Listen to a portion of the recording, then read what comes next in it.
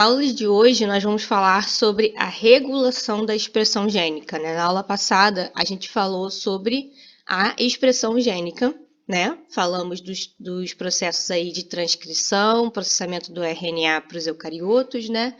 E o processo de tradução, tá? Isso tudo foi o que a gente abordou na aula passada. E hoje a gente vai abordar como que ocorre a regulação, né, da expressão gênica de uma maneira geral, tá? Primeiramente, para começar, vou falar um pouquinho para vocês em relação ao genoma humano, só para vocês terem uma ideia do quanto que a regulação da expressão gênica ela é extremamente importante, né? Talvez até mais importante do que o conteúdo que a gente tem lá no genoma, tá? O genoma humano, ele é composto de 23 pares de cromossomos, isso a gente sabe, né? Todos nós temos aí os 23 pares, aqui tem um cariótipo humano representado aqui, né? E que eu já cheguei a mostrar para vocês, um aqui. A gente tem lá os nossos 22 pares de cromossomos autossômicos e o par sexual. Aqui um XY, aqui um homem sendo representado. Beleza. E a gente sabe que cada um desses cromossomos, aqui está sendo representado eles hipercondensados, né? Só por uma representação mesmo. Mas cada um desses cromossomos, se a gente descompactar ele completamente, os vários níveis de descompactação, a gente chega lá na dupla fita de DNA, que é extremamente longa, né? Ela é fininha, mas ela é extremamente longa. E a gente tem aí, nesse total, desses 23 pares de cromossomos, nós temos aí um total de 3 bilhões de pares de bases. Olha o tamanho, né? Para ter uma noção, que a gente normalmente fala, é que se a gente desenrolar, né, todos os cromossomos, né, descompactar, né, desenrolar a fita e deixar elas alinhadas, uma depois da outra, o que a gente vai ter aí é 2 metros, né? Em cada célula a gente tem aí 2 metros de extensão aí, né, de pares de base de DNA, tá? Por isso, então, por conta desse tamanho também é que a gente tem a compactação, ela é extremamente importante. Então, desses 3 bilhões de pares de base, dessa sequência toda aí do genoma humano, que foi, né, sequenciado, como eu falei para vocês, lá no início dos anos 2000, né, nos anos 2000, desses 3 bilhões de pares de bases, 2%, tá, são sequências codificadoras de proteínas. Então, a gente normalmente tende a pensar, né, que a função do DNA é simplesmente codificar proteínas, e não é. Essa é uma das funções, né, mas não é só essa. Então, apenas 2% desse DNA é que codifica proteínas, tá? Vocês terem uma noção. E os outros 98% aí, né? Que sequências de DNA são essas que não codificam proteínas? Nós temos as sequências que codificam RNAs funcionais, isso aí a gente já conversamos que os genes, né? Os genes, eles vão tanto codificar, né, em alguns casos, proteínas, quanto vão codificar apenas RNAs funcionais. Nesse caso da codificação de proteínas, eles vão estar codificando RNAs mensageiros, que depois vão ser traduzidos em proteínas. Então, dentre esses outros 98%, a gente tem as sequências codificadoras de RNAs funcionais. Dentro das sequências codificadoras de proteínas, nós temos os introns, que as sequências codificadoras de proteínas vão ser os exons, né? Mas a gente vai ter os introns também, né? Já que o nosso DNA eucariótico, ele é disposto aí em trechos, né, de regiões codificadoras que são aí interrompidas por regiões de introns. Travou? Travou, será que é a internet? Deixa eu ver aqui. Eita, nossa, então travou bastante. Mas voltou agora? Voltou. Tá, não vi nenhum aqui. Tá, beleza. Então, eu falei das RNAs funcionais. É uma coisa que vocês já sabem, que os genes eles podem tanto codificar, né, proteínas, como podem também codificar RNAs funcionais. Para codificar proteínas, eles vão estar codificando aí RNA mensageiro, que vai ser traduzido em proteínas, tá? E dentro das sequências codificadoras de proteína, nós temos os introns, porque a gente tem os exons, que são as regiões codificadoras de proteínas, que são aí, que vêm sendo, né, intercaladas aí pelos introns, que são removidos, lembra, no processamento do RNA. Isso a gente falou na aula passada. Nós temos também, nesses outros 98%, sequências que têm papel estrutural, extremamente importante, mas que não são regiões que são nem transcritas, tá? Que são as regiões dos telômeros. Lembra que a gente falou dos telômeros? Importante eles estarem bem alongados, né? A telomerase vai lá e alonga. Enfim, são regiões importantes estruturalmente para os cromossomos, para mantê-los ali, a estabilidade deles. Os centrômeros são as regiões que vão estar ligadas aí, somente vão ser importantes, o papel delas vai estar lá na divisão celular. O centrômero é onde você vai ter a ligação ali do fuso mitótico para a separação desses cromossomos, né? Então tem o papel estrutural. E a gente tem as sequências que nós vamos falar bastante hoje, tá? Que são as sequências que têm papel regulatório, tá? Que são extremamente importantes no DNA. E no genoma humano elas são muito numerosas, tá? As sequências de papel regulatório, algumas a gente já comentou na última aula. A gente falou dos promotores e a gente falou dos terminadores, lembra? Então, cada gene necessariamente vai ter um promotor, que vai indicar o início, e vai ter um terminador, que vai indicar o fim daquele transcrito, né? Daquela transcrição vai ter que acabar em algum momento. Então, a gente falou dessas duas regiões, são regiões que também não são transcritas, muito menos traduzidas em proteínas, mas são regiões extremamente importantes que vão estar aí relacionadas à regulação, tá? Tem também os operadores, os acentuadores, que a gente vai ver hoje, que são outras regiões, tá? E pensando então em genoma, né, então vamos pensar que o genoma, ele vai ser responsável aí pelas características, né, que um indivíduo vai ter. Então vamos pensar aqui que a gente tem um genoma da Gabriela de 29 anos, no caso eu. Então a gente tem aí Gabriela aos 29 anos tendo o seu fenótipo, né, os seus genes ali sendo expressos, né, formando aquele indivíduo, né? Então a gente tem o genoma aí formando esse indivíduo. Esse genoma, ele está presente em todas as células da Gabriela, de 29 anos. Então, não importa se a gente tem um neurônio ou se a gente tem uma célula muscular, a gente tem um glóbulo branco, né? Uma célula aí do sistema imune, ou uma célula aí do epitélio, uma célula epitelial. Todas essas células, mesmo que com morfologias completamente diferentes, vão ter o mesmo genoma. Então, aí o mesmo genoma vai gerar essas diferentes células. Da mesma forma que nessa diferenciação celular, em diferentes estágios de desenvolvimento das células e do próprio organismo, então a gente tem aí a Gabriela de 6 meses, né? Gabriela bebê, e um outro estágio aí de desenvolvimento daquele organismo, fenótipos diferentes. A expressão vai ser diferente, mas o genoma vai ser o mesmo, tá? Então, o que acontece? Acontece que a gente tem aí, mesmo que em diferentes células ou em diferentes estágios de desenvolvimento, a gente vai ter o mesmo genoma, mas esse genoma ele vai estar sendo expresso. Então, esses genes vão estar sendo expressos de formas diferentes, como está aqui representado. A gente tem aí 3 genes diferentemente expressos para um neurônio, para uma célula muscular, para uma célula epitelial. Tá? Claro que eu representei aqui somente uma representação mesmo de 3 genes, mas não são 3, são muito mais do que isso, né? E o conjunto de transcritos, né, que vai determinar essa expressão desses genes, então o conjunto de transcritos não só de RNA mensageiro, mas de RNAs funcionais, são aí o que a gente chama de transcriptoma, que eu já cheguei a citar para vocês em uma outra aula. Aqui já é fenótipo. Então, se aqui já é fenótipo, já é a expressão do genótipo, né? Em fenótipo. Da mesma forma, esse conjunto, aquele conjunto de RNAs, né? Aquele conjunto de transcritos, que vai determinar, parte deles, vai determinar aí o conjunto de proteínas que vai estar presente em cada uma dessas células diferentes ou em cada uma das fases de desenvolvimento das células, né? Ou desenvolvimento do indivíduo. A gente vai ter o conjunto dessas proteínas, que é chamado de proteoma, que vai ser diferente em cada uma dos momentos e nas fases, né, das diferenciações celulares, tá? Então, também aqui o proteoma sendo o fenótipo, tá? que vai acontecer? Essa regulação, então, de genótipo em fenótipo, que é a regulação da expressão gênica, é que realmente vai determinar aí como esse indivíduo vai estar aí, então, tendo o seu fenótipo.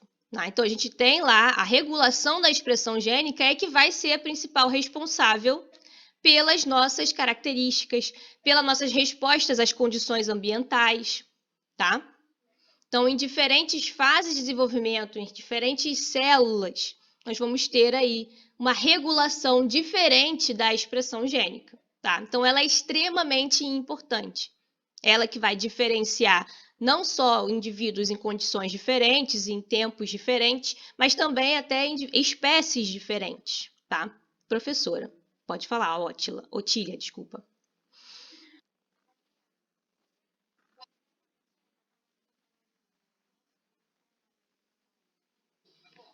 Então, transcriptoma, ele é o conjunto de transcritos, tá? É realmente o que a palavra quer dizer, né? A gente fala genoma, né? É o conjunto, genoma, né? Vem do conjunto de genes, né? Mas na verdade o genoma é todo a nossa informação genética, né? Que a gente traz. Todo o DNA, esse conjunto aí de DNA que a gente tem no nosso organismo, em cada célula, isso para cada indivíduo, né? E a gente tem o transcriptoma, ele vai ser o conjunto de transcritos. Lembra que a via da informação genética passa pela transcrição. Então, passou pela transcrição, o DNA foi transcrito em RNA. Então, o conjunto de transcritos, né, porque ele já está envolvendo RNAs de todos os tipos, né, é o nosso transcriptoma, tá? Só para ilustrar mesmo. Então, o conjunto de transcritos, que vai ser o transcriptoma, é que já vai determinar aí expressão. Isso já é expressão, tá? Você já vai ter RNAs funcionais ali trabalhando, vai ter o RNA mensageiro, que vai determinar quais proteínas vão estar sendo transcritas. Quais proteínas vão estar sendo traduzidas, né? E o proteoma, ele é o conjunto de proteínas. É justamente o que a palavra realmente quer dizer, tá? A princípio é só para saber realmente o que a palavra quer dizer, não nada além disso, não dos estudos proteômicos ou estudos de transcriptoma, tá? De transcriptômica, tá? Então, a regulação da expressão gênica, a regulação de qual transcriptoma e qual proteoma aquela célula vai estar expressando, né, em diferentes condições, é extremamente importante, então, tá?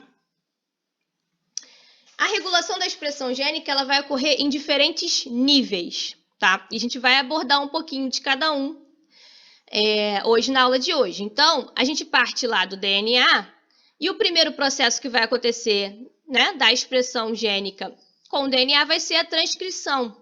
A gente falou disso. Transcrição, a formação lá do transcrito de RNA partindo do DNA. Então, esse nível de regulação transcricional, a nível de transcrição, ele vai acontecer, vai ser um dos mais importantes, na verdade, é o que a gente vai mais falar hoje.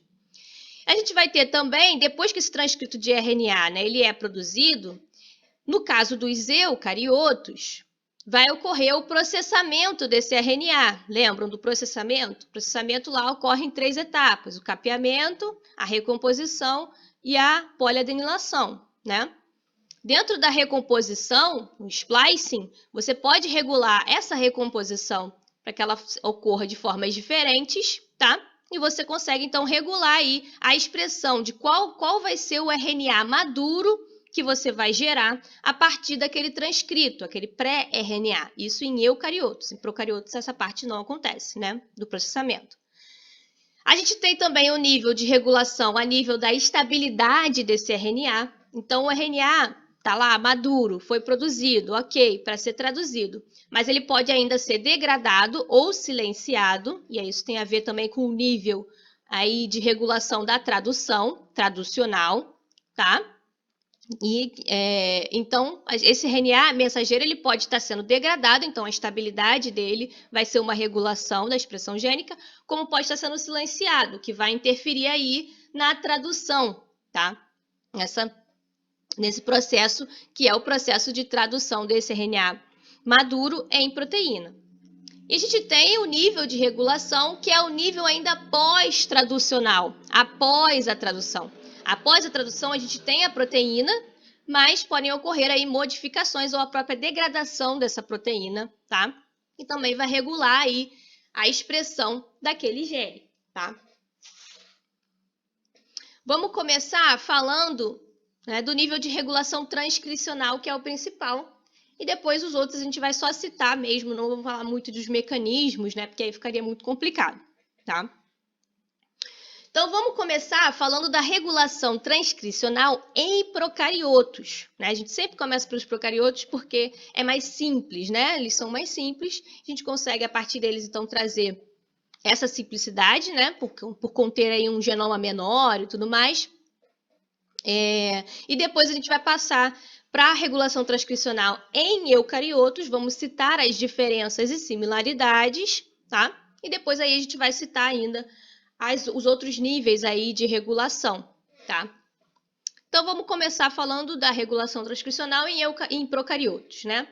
Primeiro, é importante que a gente pontue os conceitos dos genes que são constitutíveis e os genes que são induzíveis e repressíveis, tá?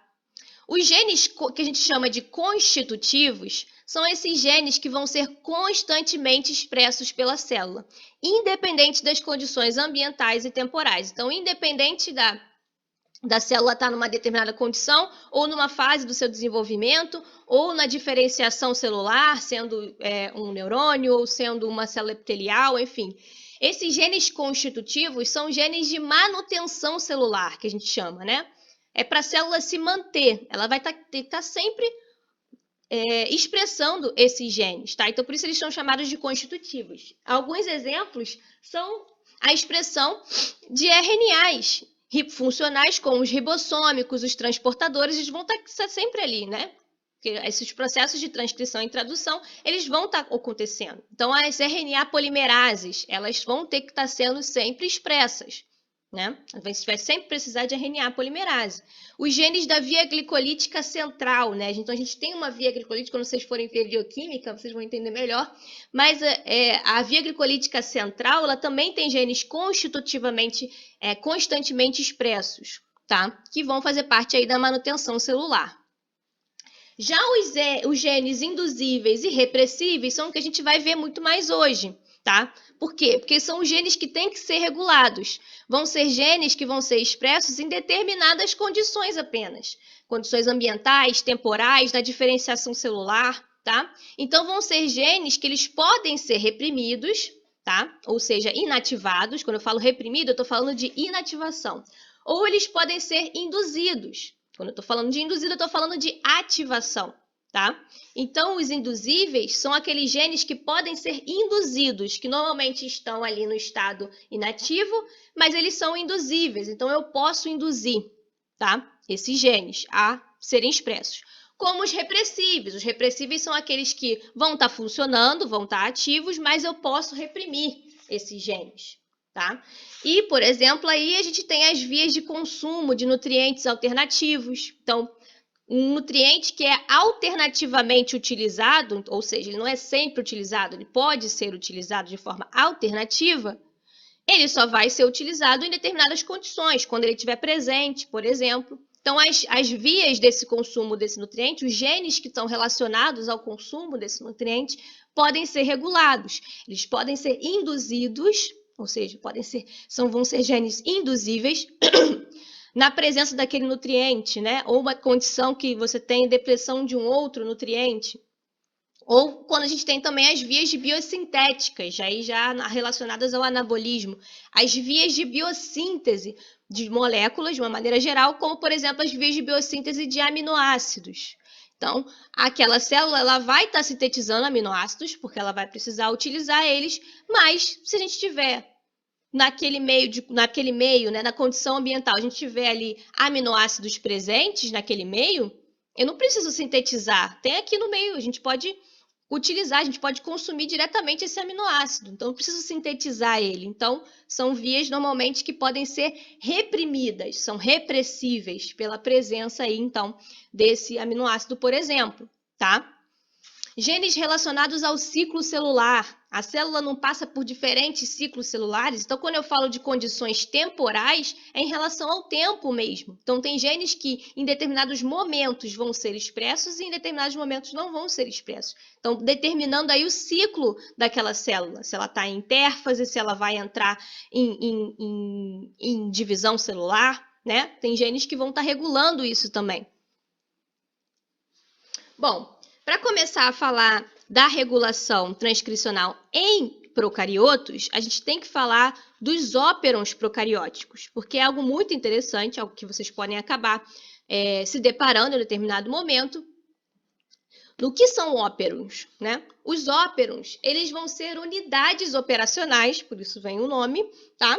Em que a gente vai ter mais de um gene, ou seja, 2 ou mais genes dispostos, tá? Dispostos aí em conjunto, ou seja, aí sendo um seguido do outro, lá na sequência do DNA, e todos esses genes vão estar dentro desse óperon, e ao estarem dentro desse óperon, todos eles vão estar sob controle do mesmo promotor.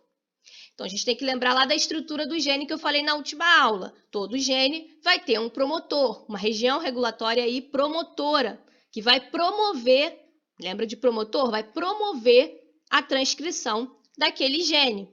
Quando a gente tem um óperon, a gente vai ter um promotor único que vai promover a transcrição de mais de um gene.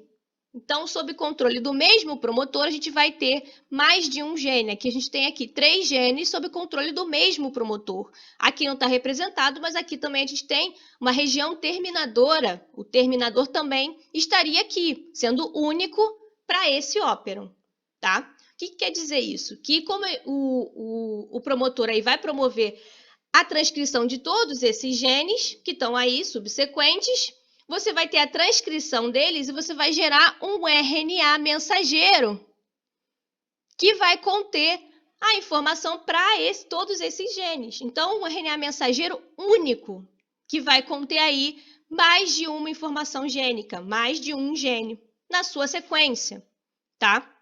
Como é que o procarioto ele é capaz de fazer isso muito facilmente? Por isso que é muito frequente a presença desses óperons em procariotos. Por quê? Porque você tem lá em procariotos o início de tradução. Lembra da última aula? O início de tradução sendo sinalizado aí pela sequência de Shine-Dalgarno. Então, eu falei na última aula que a sequência de Shine-Dalgarno ela indica o início de tradução em procariotos. Né? Então, o ribossomo ele reconhece essa sequência conservada de Shine-Dalgarno e ali é que ele vai se ligar para iniciar a tradução daquele gene, tá? No RNA mensageiro. Então, ele vai se ligar nessa região de Shine-Dalgarno, vai iniciar a tradução aqui, essa sequência vai indicar para ele onde está o códon de iniciação, a metionina, né, de iniciação. Então, vai estar o códon de iniciação lá para o gene 1, o ribossomo vai se ligar aqui e vai traduzir essa proteína 1 aqui. Você vai ter um stop códon lá no final, né, que vai indicar a parada de tradução, e você vai ter essa proteína 1 sendo traduzida. Mas aí, nesse RNA mensageiro, que vai ter mais de um gene, porque ele é um RNA chamado de policistrônico até, né, porque ele vai ter mais de um gene, veio de um operon, você vai ter uma outra sequência de Shine-Dalgarno para cada um desses genes, tá? Então, aqui em verdinho, eu mostrei que essa daqui é a sequência de Shine-Dalgarno, aqui em verdinho a gente tem uma outra sequência de Shine-Dalgarno. Então, outro ribossomo vai conseguir reconhecer essa sequência também, tá? E vai fazer a tradução do gene 2, gerando a proteína 2. Da mesma forma, a proteína 3. Então, você pode ter 2 ou mais, tá? Genes.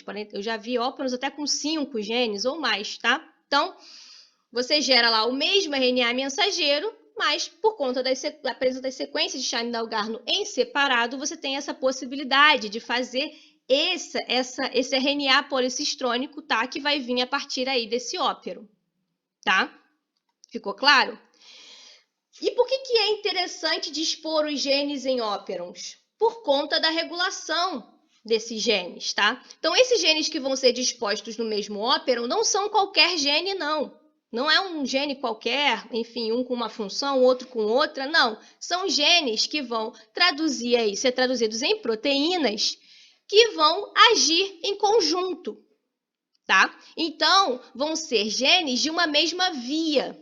Então, se a gente tem uma via de consumo de um determinado nutriente, você vai ter aí mais de uma proteína associada àquele consumo. Uma proteína que quebra uma ligação, outra proteína que vai fazer o transporte daquele nutriente pela membrana plasmática. Então, você vai ter aí mais de uma proteína atuando em uma mesma via. Sempre isso vai acontecer. E aí, essas proteínas atuando na mesma via, elas podem ter os seus genes lá presentes em um mesmo ópero, tá? E como vai estar esse ópero, esses diversos genes vão estar sendo controlados aí sob controle do mesmo promotor, você tem a mesma região regulatória para todos aqueles genes que atuam em conjunto. Então, isso vai ser muito vantajoso, porque você consegue regular a expressão gênica de todos aqueles genes. Então, você consegue regular a expressão daquela via inteira, simplesmente regulando para lá, para uma região regulatória única, tá? Então, você tem uma região regulatória única, mas que vai controlar aí mais de um gene. Por isso que é vantajoso, né, colocar os seus genes aí dispostos da forma de óperons. E por isso que os procariotos fazem muito isso, tá?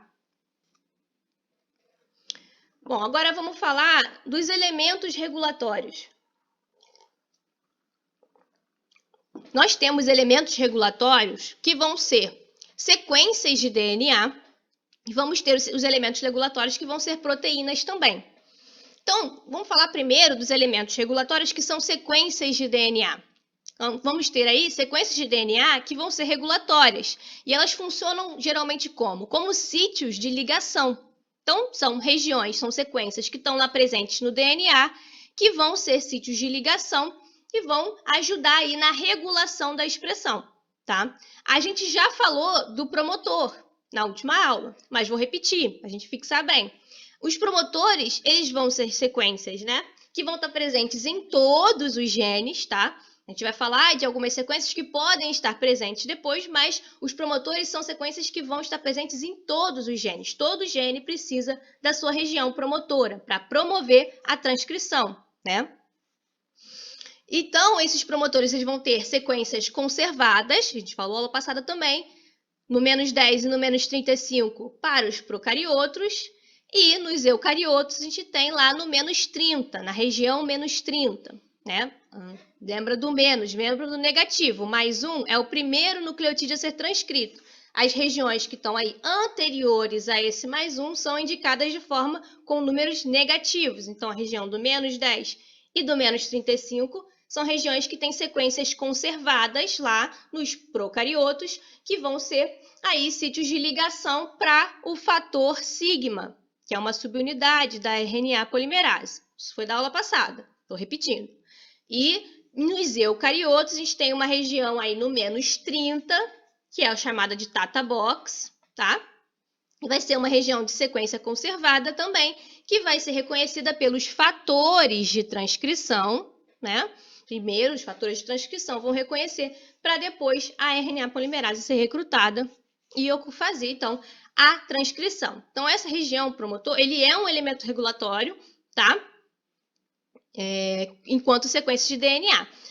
Além dos promotores, a gente tem, hoje vou mostrar para vocês, os operadores. O operador, ele vai ser uma sequência que vai estar comumente presente, isso quer dizer que nem sempre vai estar presente, nem todo gene vai ter um operador, tá? Mas vai aparecer bastante, principalmente em procariotos, tá? E é uma região, uma sequência de DNA que ela vai estar ali presente entre o promotor e a região a ser transcrita. Então, a gente tem o promotor, a gente tem a região a ser transcrita, então ali no meio pode ter um operador, tá? E esse operador, ele serve para quê? Estando presente nessa região, é uma região estratégica para a função dele. Então, a gente tem lá o promotor, a gente vai ter o operador aqui no meiozinho e depois a região que vai ser transcrita. Lembra lá do nucleotídeo mais um, né? O primeiro nucleotídeo a ser transcrito. Então, no meio, entre o promotor e a região a ser transcrita, a gente vai ter essa sequência, que é o sítio operador.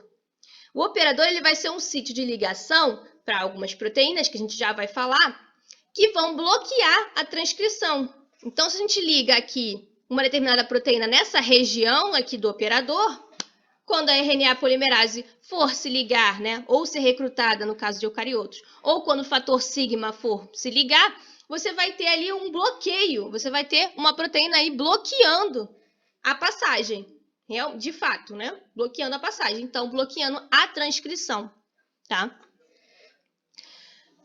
E aí que vem os elementos regulatórios do tipo proteínas. Então a gente tem proteínas regulatórias.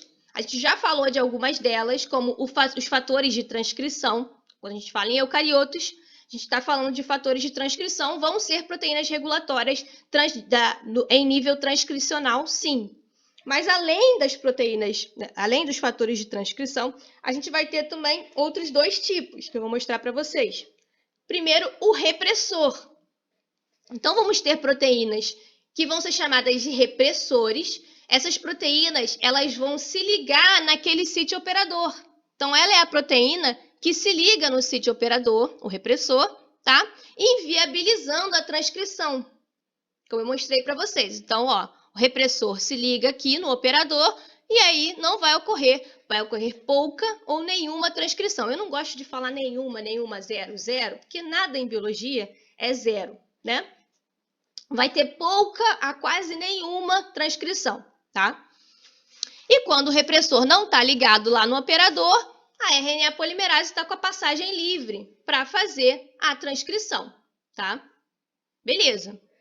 Esse processo de inviabilizar a transcrição, já comentei com vocês, vou repetir, é a repressão, tá? Então, quando a gente fala que está reprimido, né, ou é repressível, é passível de ocorrer a repressão, tá? Desse gene, ou de um ou mais genes, né? Se for um operador, são mais genes. E a gente tem o ativador. Os ativadores vão ser proteínas que vão se ligar a um outro sítio.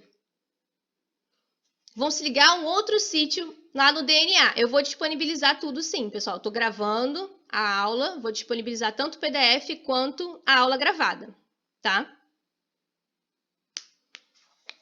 E aí eu vou disponibilizar a aula, o PDF também das aulas, tá, pessoal? Então, a gente tem o ativador, ele vai se ligar em um sítio lá específico do DNA, que aí já não tem um nome exatamente, não é exatamente como o operador, que tem um nome específico, né? Vai ser um sítio aí de ligação do ativador, que pode estar mais próximo ou pode estar mais distante. Depois a gente vai ver também isso para os eucariotos. E ele vai ser um sítio que vai ter a ligação do ativador, e quando o ativador está ligado nessa região, nesse sítio de ligação dele, no DNA, ele vai estar recrutando a RNA polimerase, né? A ligação dele vai ativar aquele gene. Então, a ligação lá do ativador recruta a polimerase para vir lá no promotor e começar a transcrição. Já a ausência desse ativador pode gerar aí pouca transcrição, pouca ou nenhuma transcrição daquele gene, tá? Então, o ativador também é importante. É ele que, na presença dele, então, a gente vai ter a indução. Então, ele desempenhando o seu papel, a gente induz aquele gene, né? Processo de indução.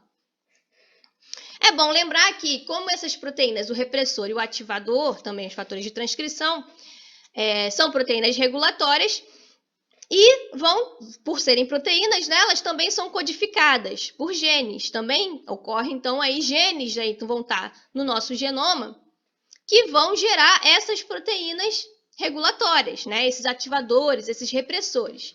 Então, esses genes, né, que geram, né, que expressam ativadores e repressores são chamados aí de genes reguladores. Então, se vocês se depararem com esse termo, genes reguladores, são esses genes que codificam aí ativadores e repressores, tá?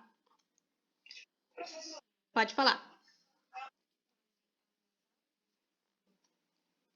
A lactose é o principal exemplo, é o primeiro, na verdade, né? Que é o operon-lac, que a gente chama, né? O operon que está relacionado com a via de consumo da lactose em procariotos, tá? A Escherichia coli, ela tem um operon desse, como eu falei para vocês, né? Que vão ter os genes associados ao consumo da lactose. E a lactose, ela essa via de consumo da lactose é um sistema do tipo induzível, tá? Normalmente está reprimido e na presença da lactose é induzida a expressão desses genes, tá? Então, é o principal exemplo. A gente não vai trazer aqui esse exemplo, porque além de dar toda a matéria, eu teria que dar o Operon lá, que também seria muita coisa. Mas eu pretendo trazer isso nos exercícios para vocês, tá? Para vocês verem esse exemplo em si. Mas, a princípio, por conta do tamanho da aula mesmo, eu não vou dar hoje o Operon LAC em si, mas ele é um exemplo. Na verdade, é o principal e o primeiro a ter sido descoberto, né, pelos cientistas, tá? Agora vamos falar, a gente falou das proteínas regulatórias, mas nós temos também os elementos regulatórios que são chamados de moléculas efetoras, tá? Então, vão ser moléculas, não proteínas, não macromoléculas como as proteínas, né? Vão ser pequenas moléculas efetoras, tá? Qual o papel dessas moléculas chamadas de efetoras, tá? Elas vão se ligar nesses elementos regulatórios proteicos. Então, elas vão se ligar nessas proteínas regulatórias, tá? A ligação nessas proteínas regulatórias, como aqui está exemplificado um ativador, ela vai acontecer no sítio chamado de sítio alostérico dessas proteínas regulatórias, tá? Então, não toda proteína, na verdade, várias proteínas vão apresentar um sítio alostérico, tá? Quando vocês verem bioquímica, vocês vão ver isso melhor. Mas, o que acontece? O que é o sítio alostérico? É um sítio de regulação dessa proteína. Então, essa proteína aqui em questão, que é um ativador, a função dela é a ligação ao DNA. Então, ela é uma proteína que se liga ao DNA. Então, ela tem um sítio de ligação ao DNA. Tá vendo aqui? Ela tem um sítio de ligação ao DNA, que é o sítio que desempenha a sua função. Se fosse uma enzima, por exemplo, né, que tem como função aí a catálise, ela teria um sítio ativo, um sítio de catálise, né, um sítio catalítico, né, que é aquela função que ela vai desempenhar, né, que é o sítio de ligação aos substratos para fazer a reação que ela está,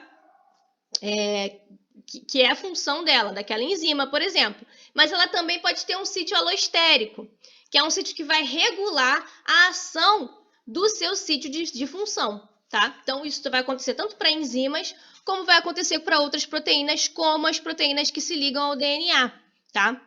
Então, o que vai acontecer? Esse sítio alostérico, ele vai ser um sítio de ligação a uma determinada molécula, e essa molécula, ao se ligar,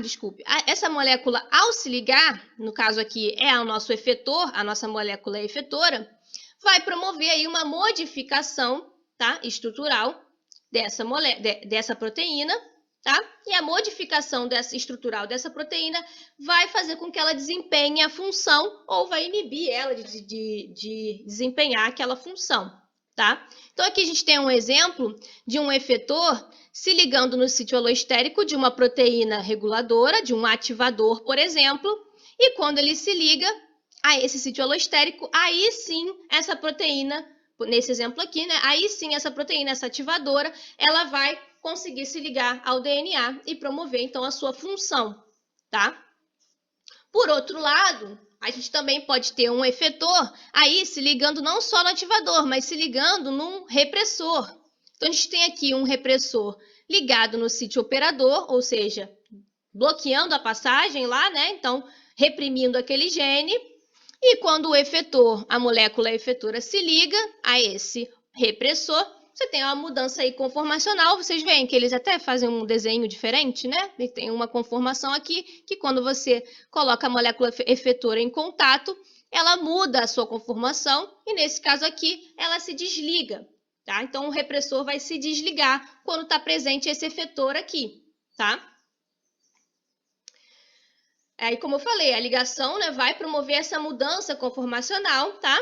Que vai ser importante aí para desempenhar uma determinada função para aquela proteína.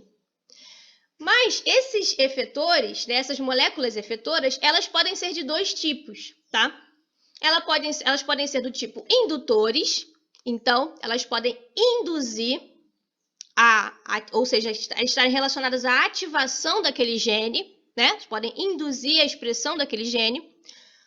E aí, nesse caso, vão ser chamadas de indutores, ou elas podem também estar relacionadas à repressão do gene, tá? E aí vão ser chamadas de correpressores, tá? Vão ser moléculas correpressoras. Aqui, nesse exemplo, tá? Mostrado tanto para o ativador quanto para o repressor, a gente tem um efetor que está fazendo o quê?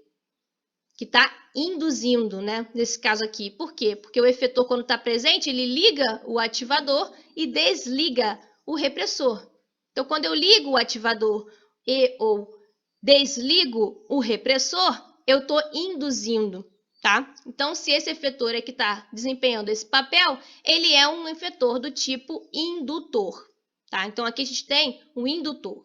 Se a gente tivesse um correpressor, a gente teria um efetor aqui que estaria se ligando no repressor e estaria auxiliando na ligação dele ao sítio operador, e no caso do ativador, ele estaria desligando o ativador, tá? Seria o contrário.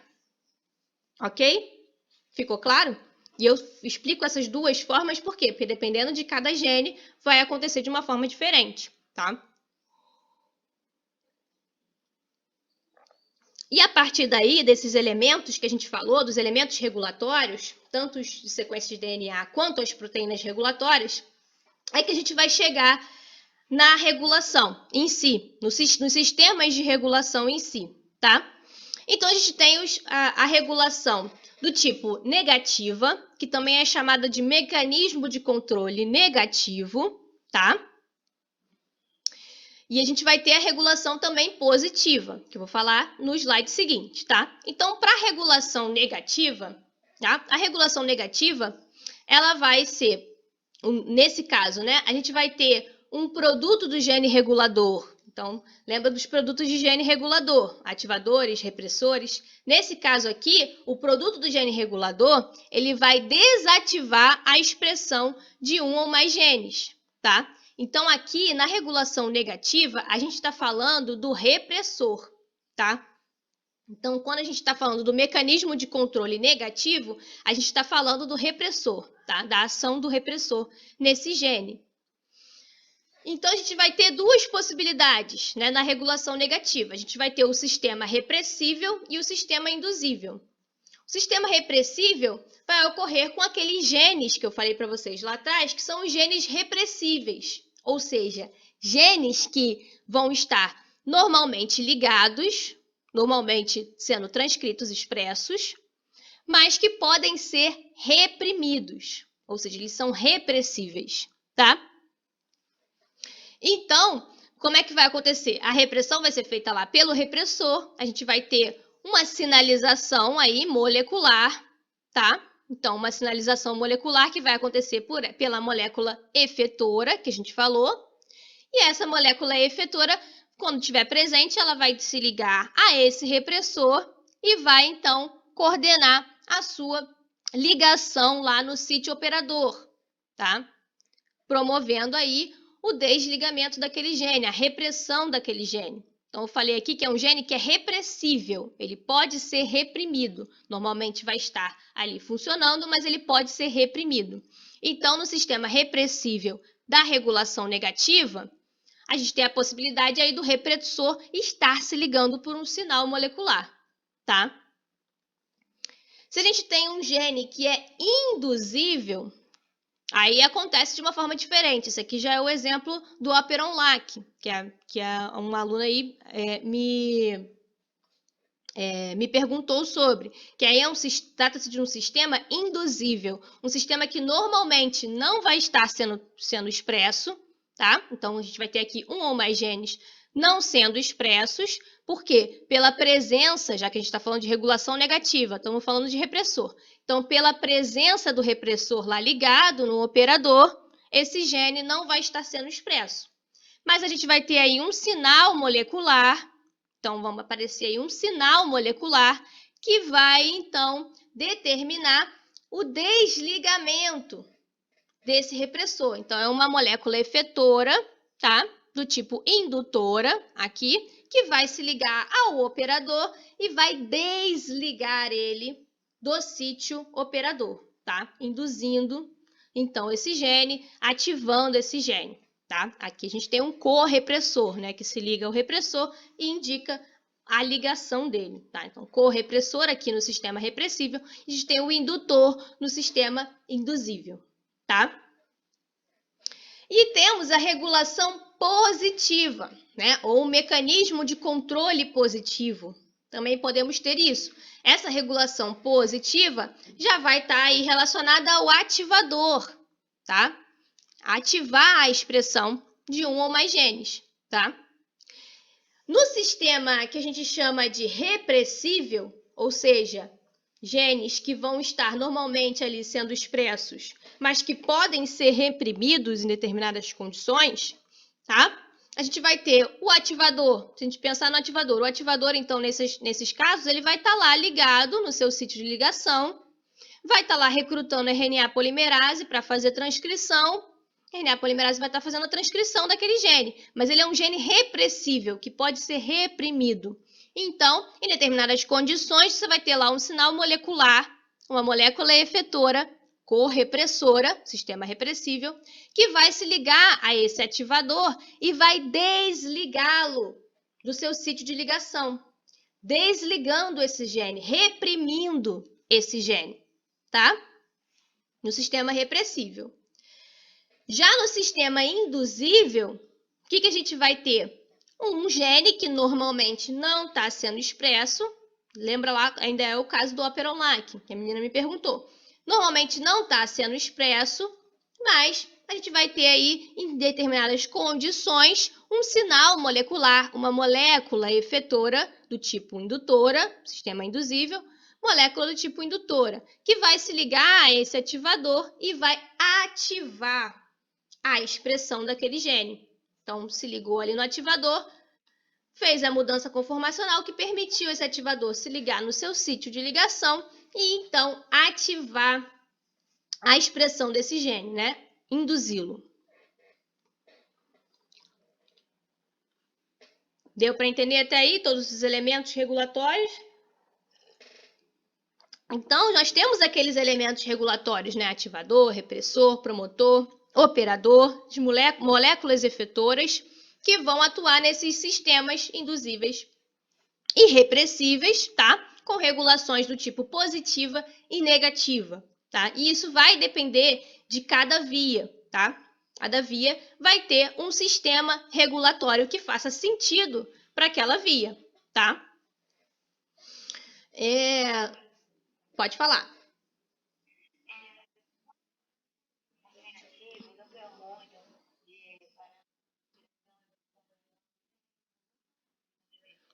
Não, as regulações hormonais, né, também estão relacionadas à regulação da expressão gênica, sim, tá? Mas como eu falei aqui, eu estava falando da regulação mais em procariotos, né? Então vai ser mais uma questão de essas moléculas, né, que eu estava falando, as moléculas efetoras, são mais aí moléculas que vão estar presentes lá nas condições ambientais, né? Quando você está falando de hormônio, tudo mais, aí você está gerando aí um organismo. Mas é interessante você pensar isso também. Você tem um organismo multicelular, né? Então você tem diversas células com funções diferentes, coordenadamente trabalhando para manutenção, sobrevivência de um indivíduo completo, né? E esses hormônios e tudo, eles são as formas de comunicação entre essas células, né? Para regular justamente o que vai ser produzido aqui, o que vai se parar de ser produzido ali, e etc. Então, os hormônios, eles estão relacionados a isso, tá? Em trazer condições ali ambientais para essas células, diferentes tecidos, e regular a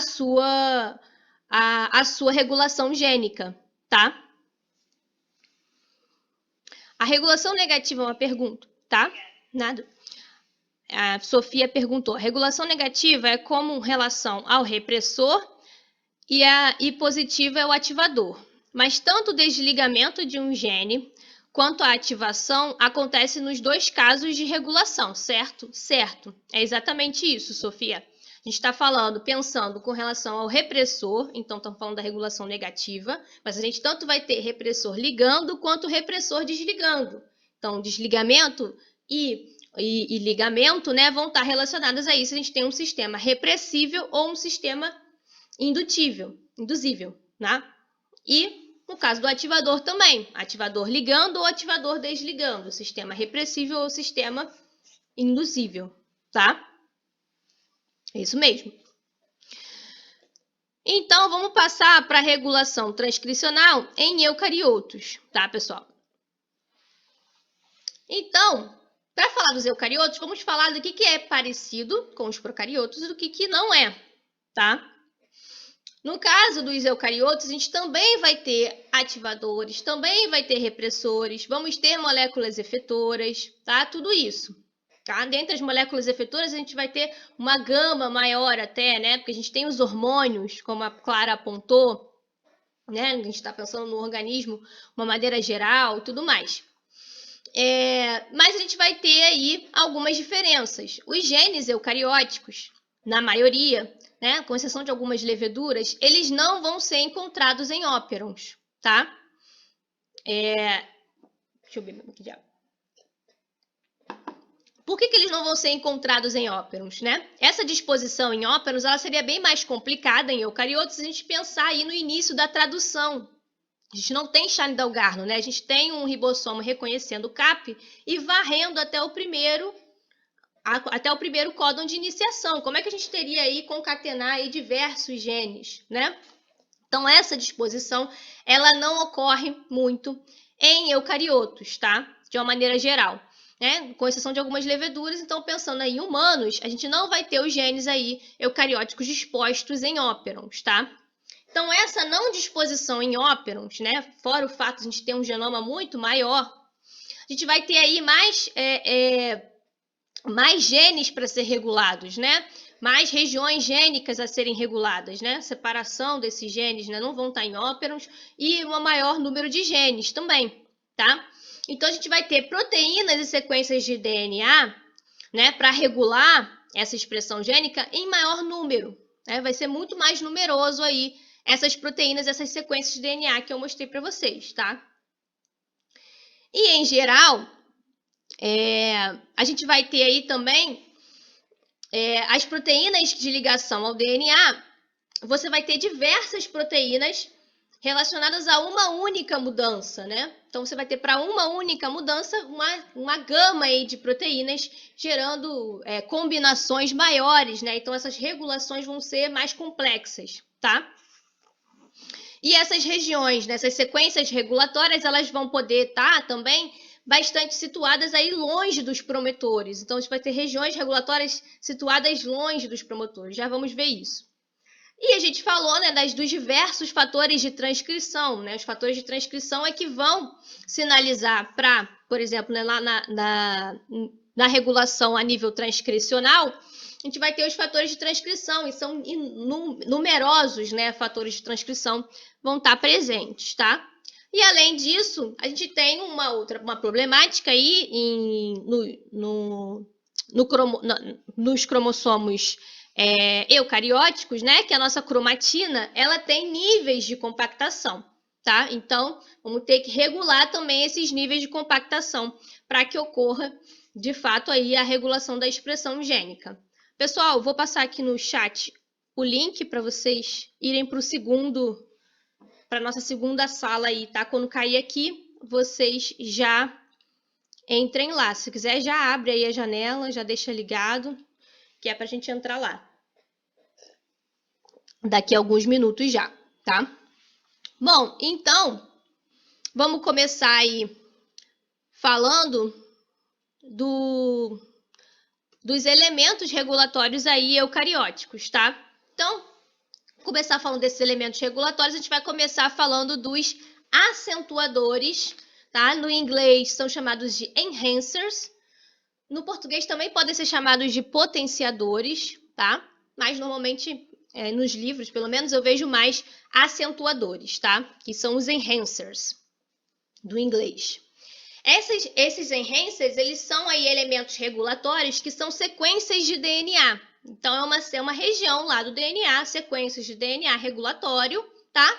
Mas que estão linearmente distantes do promotor. Então, aqui na figura, está sendo mostrado aqui a região de início de transcrição com a setinha, tá? Está aqui sendo mostrado. A gente tem o promotor, né? Lembra lá da região conservada de eucariotos, o TATA, né? O TATA box.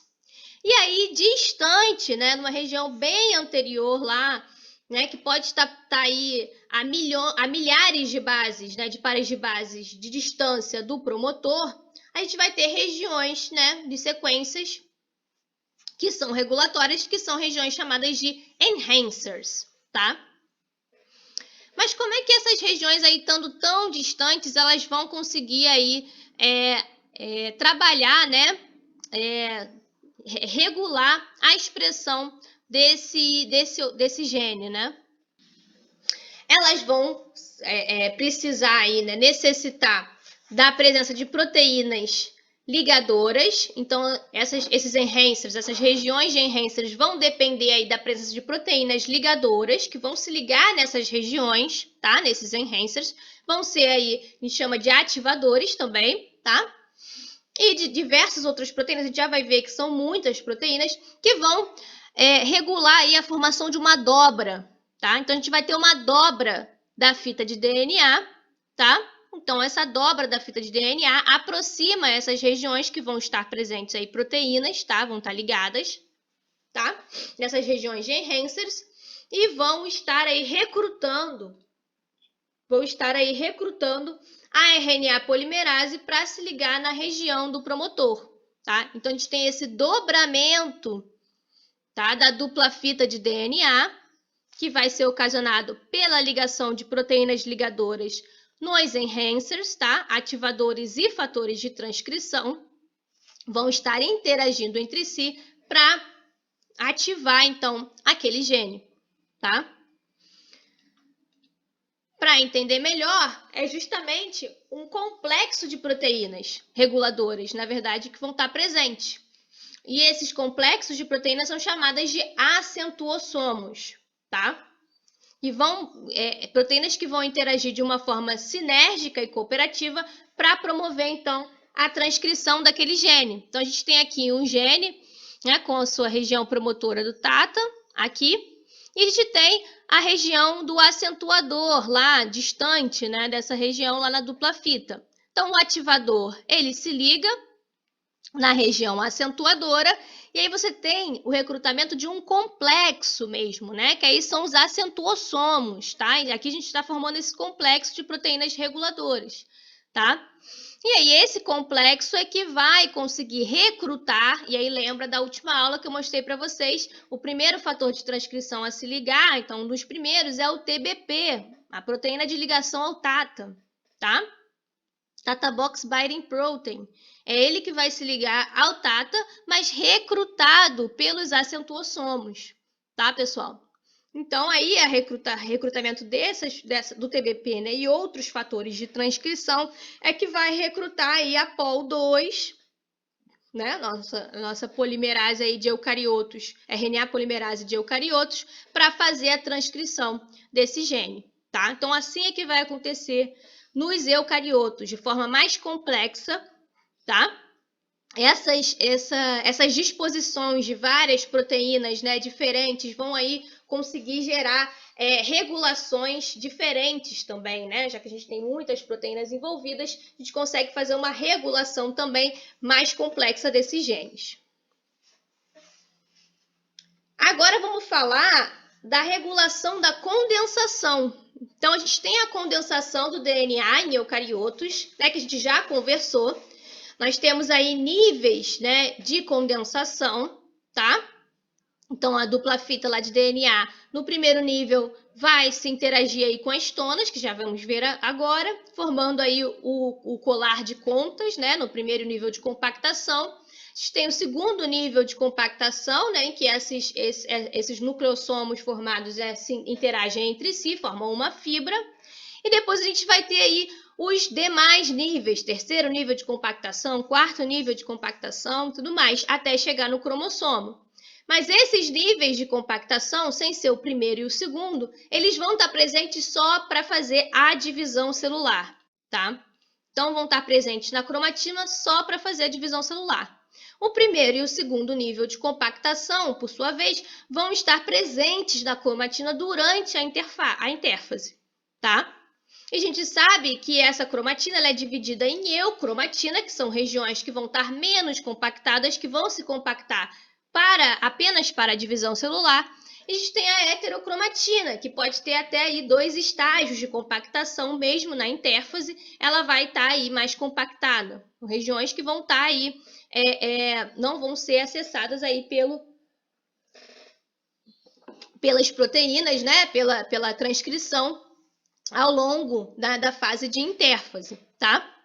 Mas se engana quem pensa que a gente tem sempre a eucromatina, que vai estar sempre nesse formato aqui, e a heterocromatina vai estar sempre nesse formato aqui. Então, é isso que é a disposição e pronto, acabou. Não. A cromatina, ela é dinâmica, tá? Na célula. Vão ser feitas ao longo aí da intérfase remodelagens da cromatina. Então, a regulação gênica também vai estar presente nos eucariotos com a remodelagem da cromatina, porque em condições diferentes, na diferenciação celular, em fases diferentes de desenvolvimento, a gente vai ter que remodelar essa cromatina, ativar determinados genes, inativar outros, tá? E isso vai acontecer. Quem vai coordenar mais essa remodelagem da cromatina, né, vão ser aí, primeiramente, os códigos de histonas.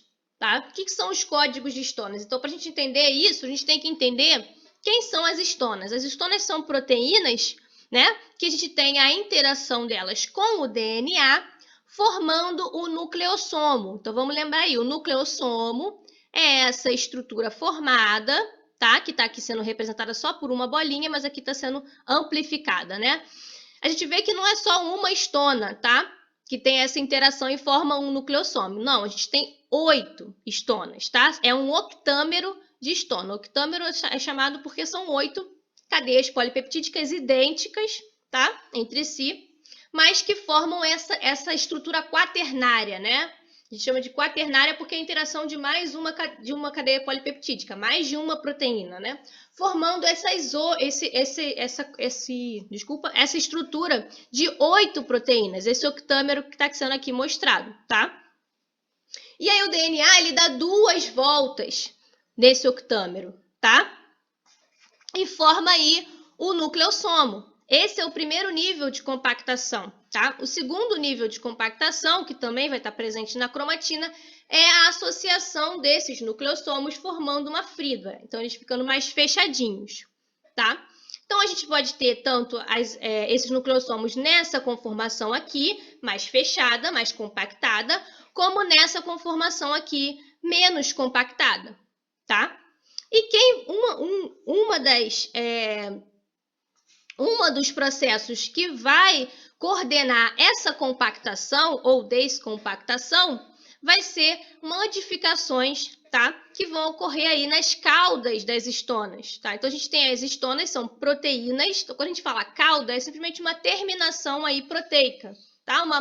Um prolongamento ali proteico de aminoácidos, né? Então, a gente sabe que as proteínas são formadas por aminoácidos e eles têm lá a região terminadora, normalmente a gente chama de cauda, né? Porque ela fica ali projetadas para fora da estrutura da proteína, né? Então, essas histonas têm caudas, que estão sendo aqui mostradas, tá? Então, esses prolongamentos aí da sequência polipeptídica dela.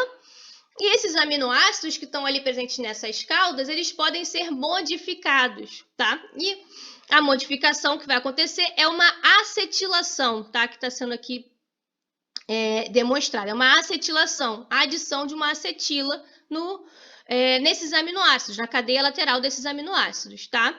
E essa acetilação vai descompactar, tá? Vai sinalizar a descompactação, enquanto que a desacetilação, a remoção desses grupamentos, vai sinalizar aí a compactação, tá? E aí, então, essas modificações, a presença ou não dessas acetilações, é que vai determinar aí o código de histonas, tá? Então, o código de histonas são essas modificações, a presença ou não dessas acetilações, tá? Quando a gente conversou na aula sobre estrutura do DNA e replicação, a gente falou da replicação, falamos que a replicação tinha uma determinada problemática a mais nos eucariotos, que eram as compactações do DNA, né? E falamos que a forquilha de replicação, ao longo da passagem dela, né, a gente vai ter na descompactação, né, os nucleossomos sendo desfeitos, mas após a passagem da forquilha, eles já são compactados de volta, né, na mesma região. Então, as histonas que estão presentes na célula mãe, elas também vão estar presentes na célula filha, tá? É claro que para replicação, né, a gente vai ser duplamente, né, dobro aí de DNA sendo formado, É claro que vão ter novas histonas, né, que vão ser produzidas pela célula e que vão ser recrutadas lá para o núcleo para também ajudar nessa compactação das duas fitas de DNA que estão sendo formadas, né? Mas também vão ser utilizadas as histonas que são provenientes da célula-mãe, tá? Então, esse código de histonas também permanece, em parte, para as células-filha, tá? Na replicação. E o código de histonas, então, ele vai regular a posição e a extensão da condensação, tá? Então, a gente vai saber as regiões que têm que estar mais ou menos condensadas. E o código de histonas, né, essa acetilação ou desacetilação, é que vai estar também aí coordenando, vai estar sinalizando uma maior ou menor condensação, tá? Além do código de histonas, a gente tem a metilação do DNA também. Aí é do DNA mesmo, né? Da sequência de DNA. Então, como é que ocorre essa metilação? A metilação é a adição de um grupamento metila, tá? Nas bases nitrogenadas daquele DNA. Tá? Normalmente, a citosina, ela é metilada, tá? Formando a 5-metilcitosina. Então, a gente tem aqui uma citosina lá com o seu anel, uma pirimidina, em que é adicionado essa metila aí no carbono 5, formando a 5-metilcitosina, tá? A metilação, ela sinaliza uma maior condensação do DNA. Então, as regiões que vão estar metiladas, elas vão sinalizar também essa maior compactação, tá? Do DNA, em conjunto com o código de histonas, tá? E o código de histonas, em conjunto com o padrão de metilação do DNA, são chamadas de marcas epigenéticas, tá? Então, a gente tem a nossa informação genética, que é a sequência de nucleotídeos lá que está presente, mas a gente tem a nossa informação epigenética, tá? Que também é coordenada por esse padrão aí de metilação e de código de histonas, indicando as regiões que não vão ser expressas e regiões que vão ser mais expressas, tá? Vão estar mais disponíveis. E como eu falei, a cromatina ela é dinâmica, né? Que a gente vai ter uma remodelagem dessa cromatina. Então, tanto o código de histonas, né? Eu falei, a acetilação ela pode ser adicionada ou ela pode ser removida, tá? Para condensar ou descondensar. E a metilação também. Ela também ela é transitória, né? É dinâmica também, né? Regiões podem ser metiladas, mas aquilo pode ser desfeito, né? Essa cromatina ela pode ficar sendo remodelada, tá?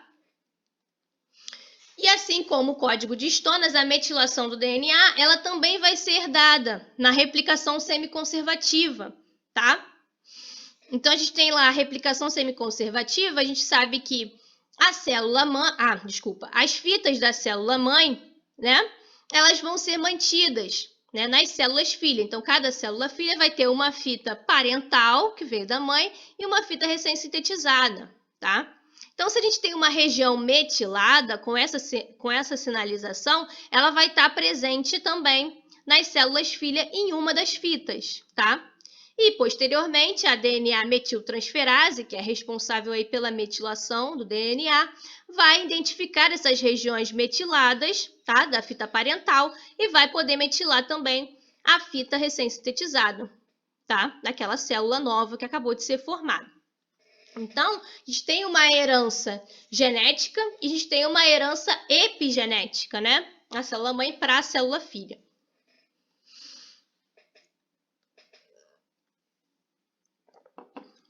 Agora vamos falar. Pode falar.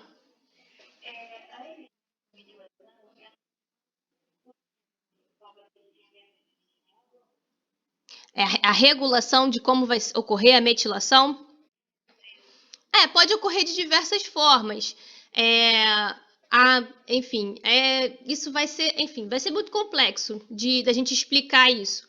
Mas o que acontece é que você vai ter regiões que vão estar sempre metiladas, regiões que não são nem um pouco acessadas, e regiões que a alimentação também pode influenciar, né? Sim, as condições ambientais vão sempre e poder influenciar em determinados genes, né? Em outros, você vai ter sempre eles inativos, mas você vai ter genes que podem ser ativados também de acordo com as condições ambientais, tá?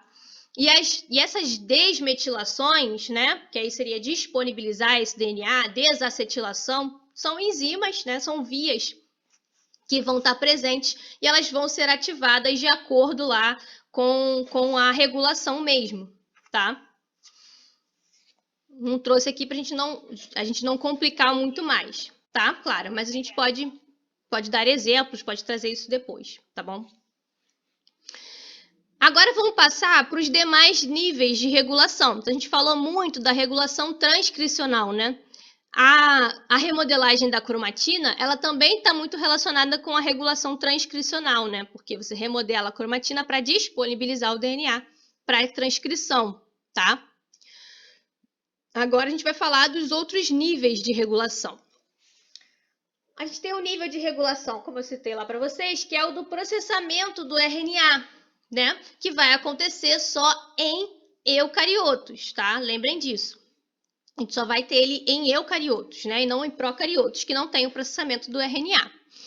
No processamento do RNA, eu falei para vocês que uma das etapas é a recomposição ou splicing, né? Em que a gente tem a remoção dos introns e união dos exons, tá? E a gente sabe que é possível se realizar aí o splicing alternativo, né?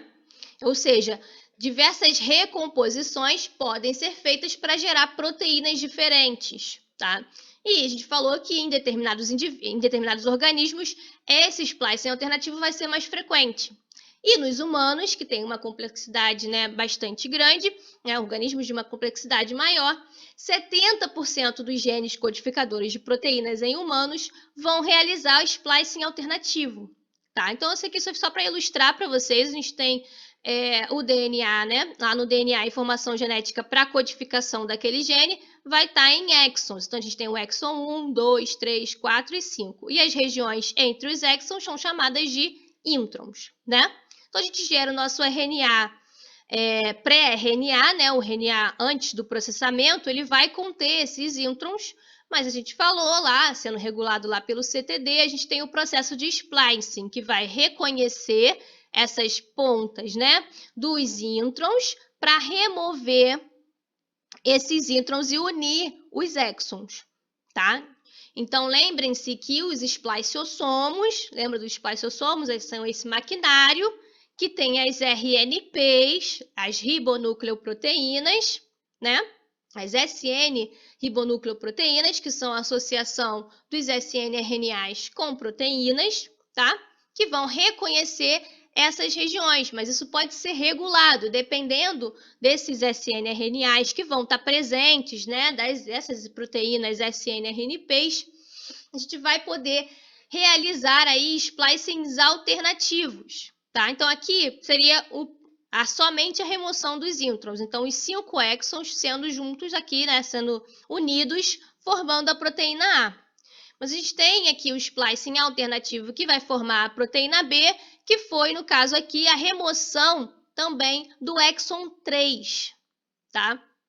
Então, esse exon ele foi removido, ou seja, esses dois introns aqui, eles foram removidos em conjuntos. Então, a gente teve o reconhecimento dessa região e dessa região como reconhecimentos de recorte, né? Então, recortou aqui e colou o exon 3 com o 2 com o 4.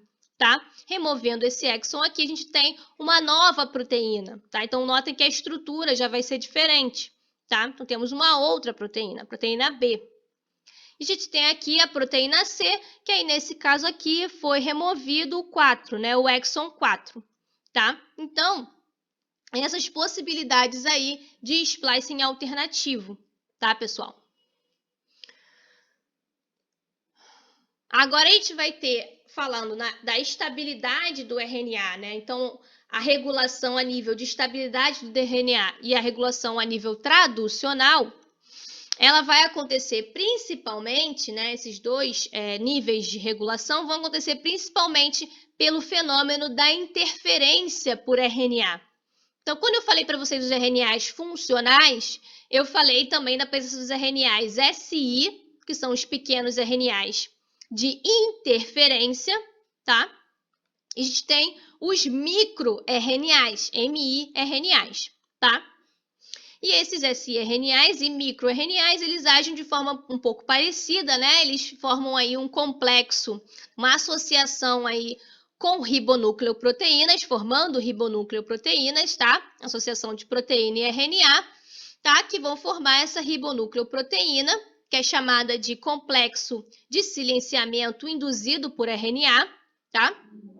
E por essa sigla aqui, né, do inglês, a gente tem essa sigla RISC, tá? Que significa complexo de silenciamento induzido por RNA, as RISC. Essa proteína RISC, então, né, em associação com esses pequenos RNAs, elas vão identificar o RNA mensageiro, que vão ter sequências complementares a esses pequenos RNAs, tá? E ao identificar, ela vai realizar, então, ou a degradação desse RNA, então a gente agindo aí a nível de estabilidade desse RNA. Então, quando você tiver um microRNA aí nesse complexo aí de silenciamento, ele vai indicar com a complementariedade com o RNA mensageiro a degradação, realmente, a degradação completa daquele RNA mensageiro, tá? Então, a gente tem aí a regulação a nível de estabilidade do RNA mensageiro. E a gente tem também a possibilidade de você ter um siRNA, aí um RNA de interferência, que não vai degradar o RNA mensageiro, ele vai apenas silenciar, reduzir a tradução daquele RNA mensageiro, tá? Então ele vai estar aqui ligado, impedindo aí a passagem do ribossomo, tá? Para realizar a tradução, então afetando aí a regulação a nível de tradução, a nível traducional, tá? Então tem essas duas possibilidades. O microRNA vão sinalizar, né, a degradação de RNA mensageiro e o RNA de interferência vai silenciar, tem a ver com o silenciamento, tá? Dos RNAs mensageiros. Inclusive várias tecnologias de silenciamento aí, né, são feitas hoje, né? São muito estudadas hoje aí pelos cientistas como métodos de tratamento, né, e etc. E nós temos também, por último, mas não menos importante, nem um pouco menos importante, a gente tem as modificações as regulações pós-traducionais. Então, após a tradução, né, a gente pensa a tradução como se fosse o final, né, da via da informação genética. Chegou na proteína, pronto, já está, a função vai ser desempenhada, né? Mas a gente vai poder regular também a expressão daqueles genes, né, que são genes aí nesse caso codificadores de proteínas, a nível pós-traducional, de duas formas possíveis. A primeira delas seria a modificação, né, dessas proteínas, tá? A modificação dessas proteínas, então, ela vai acontecer de diversas formas, né? Então, a gente tem a possibilidade de modificar com a adição aí de pontes de disulfeto. Então, lembrem das cisteínas, quando vocês forem ver bioquímica, vocês vão ver isso melhor. Mas as cisteínas são aminoácidos que podem estar presentes aí nessas proteínas que podem formar pontes de sulfeto entre si, entre as suas cadeias laterais. Aí, gerando aí dobramentos da proteína, conformações, né, estruturas da proteína. Então, as formações de pontes de sulfeto são uma modificação após, né, o período da tradução. A gente tem a possibilidade de clivagem da cadeia, essa clivagem de pedaços da cadeia. Então, após a tradução, ainda pode ser que ela seja lapidada, né, essa proteína. Então, recortado determinadas regiões, tá? A insulina, por exemplo, é uma proteína que após a tradução ocorre uma modificação de clivagem da cadeia para ela ficar na sua forma ativa, tá?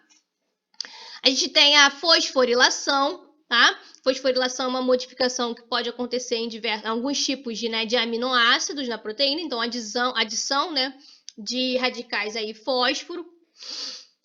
A glicosilação, que seria a adição de cadeias, né, de glicídios, né, em cadeias de açúcares, né, açúcares aí ligados também em aminoácido que na verdade seria a asparagina, tá? Que é um aminoácido que é muito utilizado para glicosilação.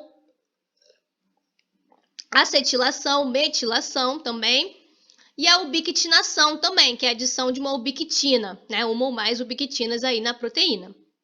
Então, essas modificações pós-traducionais, elas podem e vão acontecer em diversas proteínas, e isso vai trazer aí isoformas diferentes daquela proteína, né? Então, a gente pode ter uma proteína que está glicosilada assim, ou assado, e isso ser diferente, né, para cada uma. Modificar aí o desempenho da sua função. Então, quando a gente pensa nas modificações pós-traducionais, a gente está aumentando, né, cada vez mais a complexidade aí, né, da expressão da informação genética. Então, a gente tem a informação genética lá nos nossos genes.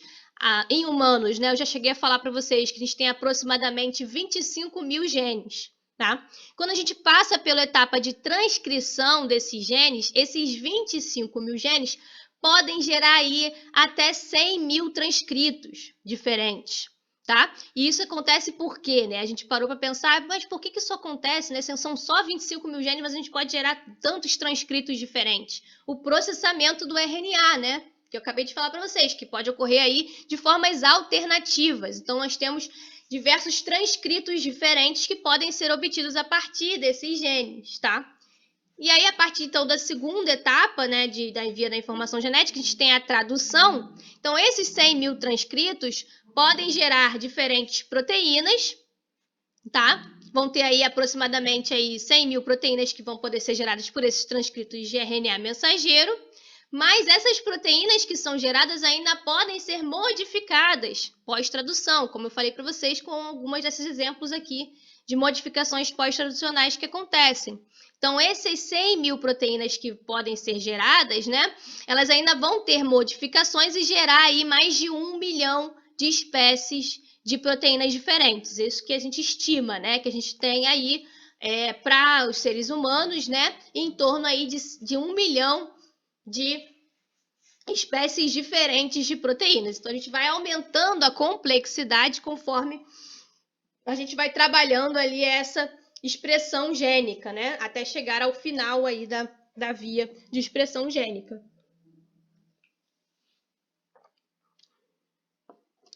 Além da possibilidade de modificações pós-traducionais, a gente tem também a possibilidade de degradação dessas proteínas. Elas podem ser modificadas e elas podem ser também degradadas, tá? Então, a gente tem lá, né, a indução daquele gene, aquele gene vai gerar a proteína, mas você pode ter uma sinalização, né, para regulação, para desfazer a função daquele gene, né, para desativar aquele gene a partir da degradação da proteína, né? Então, você não está sinalizando na via lá no início, você está sinalizando no final da via, mas é uma possibilidade de regulação, tá? E a degradação de proteínas, acho que vocês vão ver melhor quando vocês verem biologia celular, ela é normalmente sinalizada por ubiquitinação. Então, essa modificação da adição da ubiquitina, ela pode tanto ser só uma modificação, quando são adicionadas poucas ubiquitinas, ou ela pode ser uma ubiquitinação maior, né? Em uma escala maior, que vai sinalizar aí, depois da adição da ubiquitina, vai sinalizar a degradação da proteína pelos proteassomas, tá? Então, quando vocês verem biologia celular, vocês provavelmente vão falar dos proteassomas, que são complexos proteicos, que são responsáveis por essa degradação de proteínas intracelulares, tá?